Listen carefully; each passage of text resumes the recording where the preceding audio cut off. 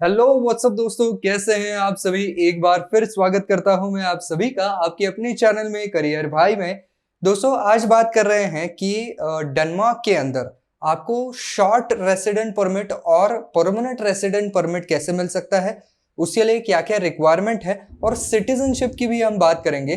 तो चलिए दोस्तों शुरू करते हैं। तो दोस्तों बात सबसे पहले कर लेते हैं यहाँ पर शॉर्ट रेसिडेंट परमिट की। तो शॉर्ट रेसिडेंट परमिट जो है वो आपके वीज़ा के ऊपर डिपेंड करता है कि किस तरीके का वीज़ा आपके पास है। अब कुछ वीज़ाज यहाँ पर ऐसे भी हैं जिसके तहत आप केवल 90 दिन तक इस कंट्री के अंदर रह सकते हैं। लेकिन अगर आप वहाँ पर वर्किंग वीज़ा के ऊपर गए हैं, आपको आपके एम्प्लॉयर ने वीज़ा ऑफर किया है, स्पॉन्सर किया है, तो फिर ये परमिट जो है वो जनरली 4 साल के दिए जाते हैं। और अगर आपका कॉन्ट्रैक्ट 4 साल के ज़्यादा का भी है तो भी आपको यहाँ पर बाद में फिर से इसको एक्सटेंशन के लिए अप्लाई करना पड़ेगा और फिर आपको इसका एक्सटेंशन मिल जाएगा। लेकिन जनरली ये 4 साल से ज़्यादा का नहीं मिल पाता है। अब बात करते हैं परमानेंट रेसिडेंटशिप की। तो परमानेंट रेसिडेंटशिप जो है वो जनरली आप 8 साल के बाद यहाँ पर अप्लाई कर सकते हैं परमानेंट रेसिडेंटशिप के लिए। लेकिन कुछ वर्क परमिट ऐसे भी होते हैं जिनके तहत आपको ऑटोमेटिकली भी मिल जाता है। तो कुछ कुछ ऐसे यहाँ पर उन्होंने ऑक्यूपेशंस रखे हैं जिनके अंदर आपको इनिशियल वर्क परमिट 4 साल का मिलता है और उसके बाद जब आप एक्सटेंशन के लिए जाते हैं तो वो ऑटोमेटिकली यहाँ पर परमानेंट रेसिडेंसी के अंदर ही तब्दील हो जाता है। तो जब आप अप्लाई करेंगे तो you will be applying for permanent residentship only. और कुछ तो ऑक्यूपेशंस ऐसे हैं जिनके अंदर आप केवल 2 साल के बाद ही अप्लाई कर सकते हैं, लेकिन ऐसा बहुत रेयर केसेस में होता है अनलेस एंड अनटिल वो बहुत ही ज़्यादा हाईली क्वालिफाइड है और जिस टाइप का टैलेंट डेनमार्क के अंदर नहीं है वैसा टैलेंट वो आदमी पोजेस करता है और उसके डेनमार्क के साथ काफ़ी ज़्यादा क्लोज टाइज हैं, तो वो 2 साल के बाद ही इसके लिए अप्लाई कर सकता है। फिर उसको परमानेंट रेसिडेंटशिप मिल सकती है, लेकिन ऐसा बहुत कम केसेस में होता है। तो परमानेंट रेसिडेंटशिप के लिए एप्लीकेशन कैसे होता है, आपको एक केस ऑर्डर आईडी जो है वो क्रिएट करना पड़ेगा। तो केस ऑर्डर आईडी कैसे क्रिएट होता है ये अगर आपको देखना है तो मेरे वर्क परमिट वाले वीडियो को आप जरूर देख लीजिए। डेनमार्क के अंदर वर्क परमिट कैसे निकाले जाते हैं इसके ऊपर भी मैंने वीडियो बना करके रखा है। आप ऊपर आई बटन पे क्लिक करके उसको भी देख सकते हैं या नीचे डिस्क्रिप्शन में मैं लिंक छोड़ दूंगा। तो वो जो आईडी है वो आपको उनके वेबसाइट के ऊपर क्रिएट करना पड़ता है। तो इसकी जो फीस होती है वो होती है 3025 डैनिश क्रोन्स। इसी के साथ साथ इसके लिए एक ऑनलाइन एप्लीकेशन ही आपको करना पड़ता है और उस फॉर्म का नाम है TU1-4। तो ये फॉर्म आपको वहां पर पूरा फिल करना पड़ता है ऑनलाइन और साथ ही साथ आपके बायोमेट्रिक्स भी आपको वहां पर देने पड़ते हैं। जैसे ही आप फॉर्म वहां पर सबमिट करेंगे उसके 14 दिन के अंदर आपको आपके बायोमेट्रिक्स वहां पर देने पड़ते हैं, जिसके अंदर आपके फोटोग्राफ्स लगते हैं और साथ ही साथ आपके फिंगरप्रिंट्स भी लिए जाते हैं। अब बात कर लेते हैं कि कौन से डॉक्यूमेंट्स इसके लिए ज़रूरी होते हैं।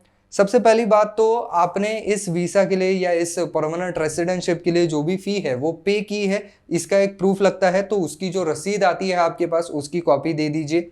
आप वहाँ की हाउसिंग रिक्वायरमेंट जो है उसको पूरी तरीके से कंप्लाई करते हैं, ये दिखाने के लिए आपको एक प्रूफ देना पड़ेगा। लेकिन ये केवल आपको तभी देना पड़ेगा अगर आपको रेसिडेंट परमिट जो है वो फैमिली रीयूनिफिकेशन के तौर पर दिया गया है। तो आपको वहां पर दिखाना पड़ेगा कि फैमिली रीयूनिफिकेशन हो चुका है और अब हम यहाँ पर रहते हैं। इसी के साथ साथ वहाँ का लैंग्वेज सर्टिफिकेट ज़रूर लगेगा। तो अगर आप वहाँ पर परमानेंट रेसिडेंट बन करके रहना चाहते हैं तो वहाँ की लैंग्वेज आना बहुत ज़्यादा ज़रूरी है।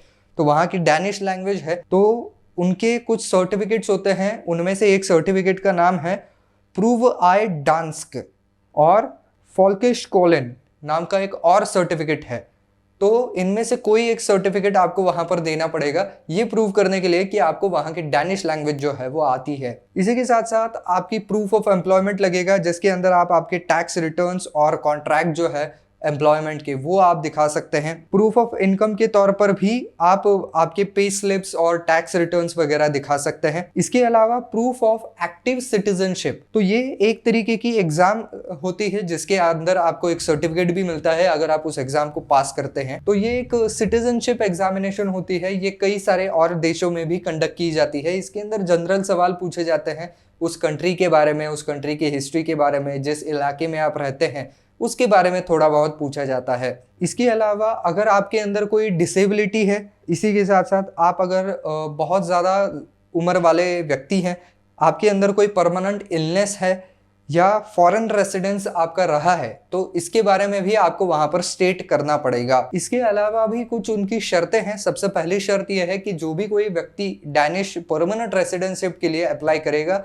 वो 18 साल से ऊपर का होना चाहिए। आपके करंट रेसिडेंट परमिट के लिए जो भी कोई रिक्वायरमेंट है वो अभी भी आप उससे कंप्लाई करते हैं, ये जरूर दिखाना पड़ेगा। साथ ही साथ डेनमार्क के अंदर 8 साल तक, स्टैंडर्ड केस में तो 8 साल तक आपको रहना पड़ता है और वो आपको प्रूव भी करना पड़ता है कि हम डेनमार्क के अंदर 8 साल तक रह चुके हैं। इसके अलावा आपका कोई भी क्रिमिनल रिकॉर्ड नहीं होगा, कोई भी पब्लिक डेब्ट आपके ऊपर नहीं होगा, यानी कि कोई भी बड़ा कर्जा आपके ऊपर नहीं है ना, ये भी आपको वहां पर साबित करना पड़ेगा। इसी के साथ साथ आपने इसके पहले कोई भी सोशल बेनिफिट्स नहीं लिए हैं डैनिश गवर्नमेंट से। साथ ही साथ आपने जो है वो डिक्लेरेशन एक्सेप्ट किया है वहां पर रेसिडेंट और सेल्फ सपोर्ट के लिए। इसके अलावा आप करंटली एम्प्लॉयड होने चाहिए, यानी कि आपके पास जॉब होनी चाहिए और आप किसी भी फेल्स आइडेंटिटी के अंडर काम नहीं कर रहे हैं, यानी कि किसी झूठे कागजात, जाली कागजात बनवा करके आप वहां पर काम कर रहे हैं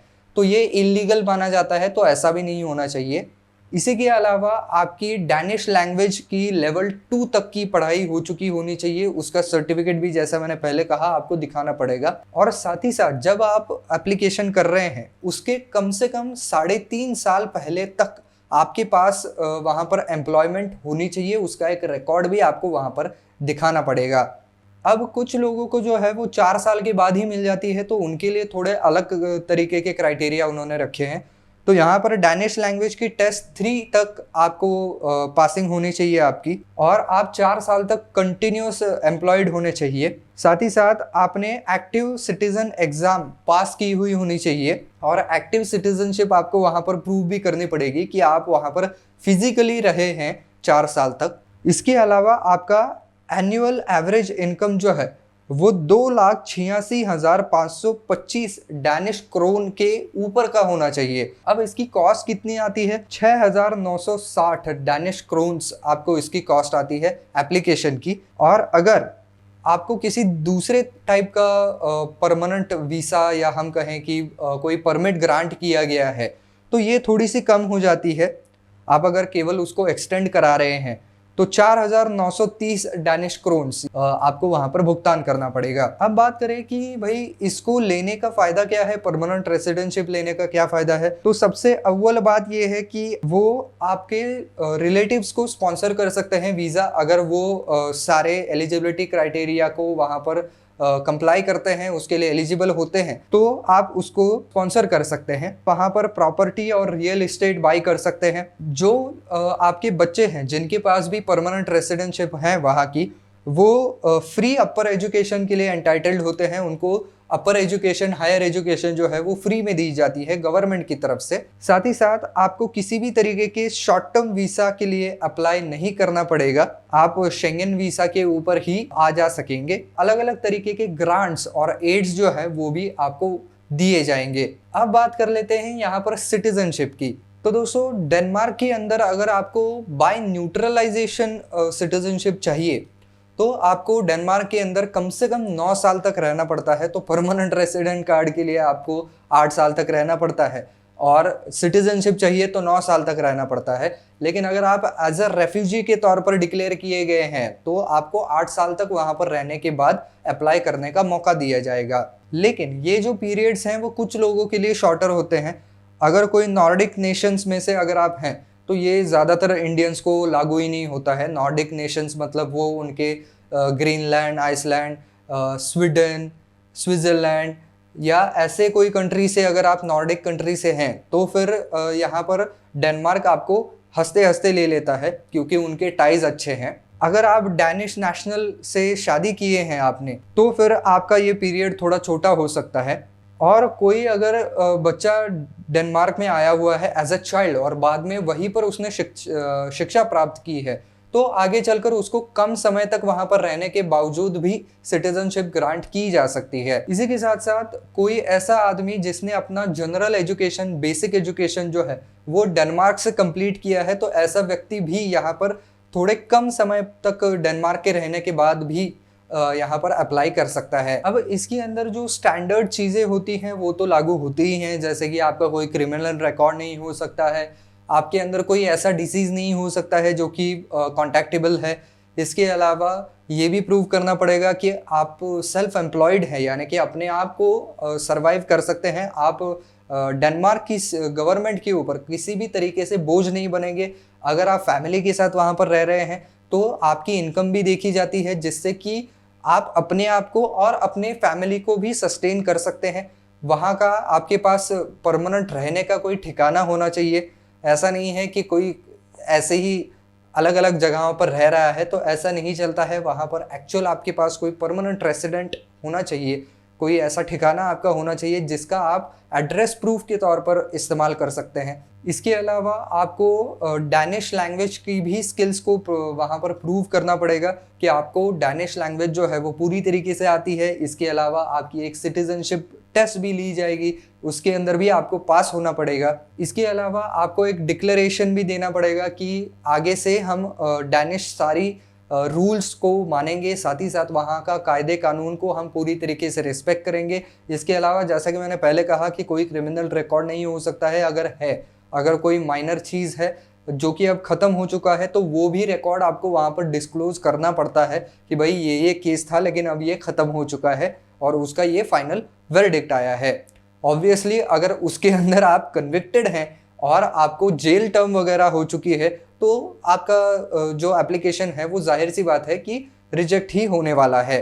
बात करें अगर ड्यूअल नेशनलिटी की, कि यानी कि आप इंडियन हैं और आप वहाँ पर सिटीजनशिप के लिए अप्लाई कर रहे हैं, तो यहाँ पर जहाँ तक हो सके ड्यूअल सिटीजनशिप को डैनिश गवर्नमेंट भी अवॉइड करने की कोशिश करती है। तो डेनमार्क में अगर आपको रहना है तो इंडिया की सिटीजनशिप आपको गिव अप करनी पड़ेगी। और खैर इंडिया का खुद का भी ये रूल है कि अगर आप किसी भी दूसरे कंट्री की सिटीजनशिप लेते हैं तो आपको इंडियन सिटीजनशिप गिव अप करनी पड़ती है।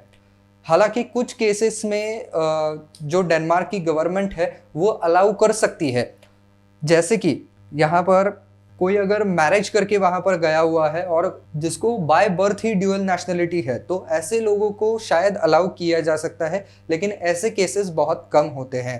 तो यहाँ पर रिलेटिवली ये जो पूरी एप्लीकेशन की प्रोसेस है, यानी कि उसकी रिव्यूइंग की जो प्रोसेस है वो कम समय लेती है, लेकिन ये साल में केवल 2 बार ही यहाँ पर एप्लीकेशंस एक्सेप्ट करते हैं। एक बार अप्रैल में होता है और दूसरी बार अक्टूबर में होता है। लेकिन एक बार आपका एक्सेप्ट हो गया और आपने अगर सारे सही डॉक्यूमेंट उसमें लगाए हुए हैं, तो फिर जनरली 3 से 4 महीनों के अंदर उसका रिजल्ट आ जाता है कि भाई आपकी जो एप्लीकेशन है वो पास हुई है या फेल हुई है या रिजेक्ट हुई है। बात करें अगर यहाँ पर हम कितने पैसे लगेंगे इसके लिए, 1000 डैनिश क्रोन आपको लगने वाले हैं। तो डैनिश क्रोन जो है वो डेनमार्क की करेंसी का नाम है, तो उसके हिसाब से आपको वहाँ पर पैसे जो है वो जमा करने पड़ेंगे। लेकिन अच्छी बात ये है कि जनरली ये पूरी की पूरी जो हम कहें कि एप्लीकेशन प्रोसीजर होती है वो ऑनलाइन होती है। ज़्यादा आपको अलग अलग दफ्तरों में जा कर के जो है वो माथा फोड़ने की ज़रूरत नहीं पड़ती है। तो दोस्तों ये है पूरा लेखा जोखा कि अगर आपको परमानेंट रेसिडेंटशिप चाहिए तो क्या क्या लगेगा, और अगर आपको सिटीजनशिप ही चाहिए तो क्या उन्होंने रूल्स वहाँ पर लगा रखे हैं। तो बस दोस्तों आज के वीडियो में इतना ही। आई होप ये वीडियो आपको पसंद आया होगा, काम का लगा होगा। तो दोस्तों अगर वीडियो पसंद आया है तो वीडियो को लाइक ज़रूर कर दीजिए और ज़्यादा से ज़्यादा शेयर भी ज़रूर कर दीजिएगा।